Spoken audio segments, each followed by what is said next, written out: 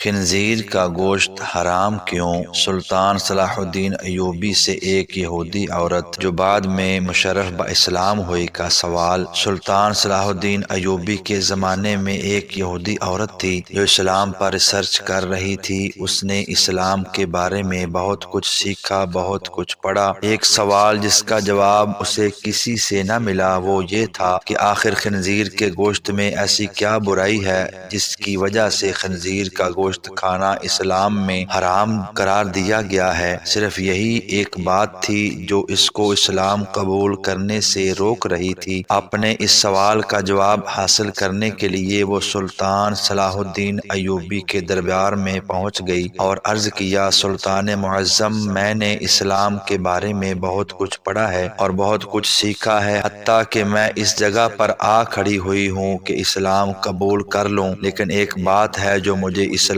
قبول کرنے سے روک رہی ہے، اور وہ بات یہ ہے کہ اسلام خنزیر کا گوشت کھانے سے کیوں منع کرتا ہے۔ اسلام نے جس چیز کے بارے میں منع کیا ہے وہاں اس کی دلیل ملی ہے، لیکن خنزیر کا گوشت حرام ہونے کی کیا وجہ ہے، اس بارے میں مجھے ابھی تک کوئی مضبوط دلیل نہیں ملی۔ میں نے بائبل کو پڑھا تو بائبل میں بھی خنزیر کا گوشت کھانے سے منع نہیں کیا گیا، لیکن اسلام کیوں منع کرتا ہے؟ آخر اس گوشت میں ایسی کیا خرابی ہے کہ اسلام اس کو کھانے سے منع کرتا ہے؟ سلطان صلاح الدین ایوبی نے اپنے ایک مشیر کو حکم دیا کہ بائبل کی وہ کتاب میرے پاس لے آؤ جو اپنی اصلی حالت میں موجود ہے۔ جب بائبل کی کتاب پیش کی گئی تو سلطان نے وہ حوالہ تلاش کر کے اس یہودی عورت کو دکھایا جہاں لکھا ہوا تھا کہ خنزیر کا گوشت کھانا منع ہے۔ خاتون نے حیران ہو کر کہا، یہ کیا بات ہوئی؟ میرے پاس جو کتاب ہے اس میں تو لکھا ہوا ہے کہ خنزیر کا گوشت کھانا منع نہیں۔ یہ سن کر سلطان نے جواب دیا، مجھے ترس آتا ہے تمہارے ان لکھاریوں پر جنہوں نے اپنی عیاشیوں کے لیے اس پاک کتاب کو اپنے لفظوں سے تبدیل کر دیا ہے۔ تمہارے پاس جو بائبل ہے یہ اپنی اصل حالت میں موجود نہیں۔ ابھی تو میں نے صرف اس کتاب سے ثابت کیا ہے کہ خنزیر کا گوشت کھانا منع ہے، اب میں اسے سائنسی لحاظ سے بھی ثابت کروں گا۔ پھر سلطان نے اس عورت سے کہا کہ کل صبح خنزیر کا گوشت پکا کر میرے دربار میں لے آنا۔ دوسرے دن اس عورت نے خنزیر کا پکا ہوا گوشت سلطان کی خدمت میں پیش کر دیا۔ سلطان نے اس کو کراہت سے دیکھتے ہوئے کہا کہ اب اس کی بوٹی کے دو حصے کرو۔ خاتون نے جب چھری سے بوٹی کے دو حصے کیے تو درمیان میں سے گوشت کچا تھا۔ سلطان نے اس خاتون سے کہا کہ کیا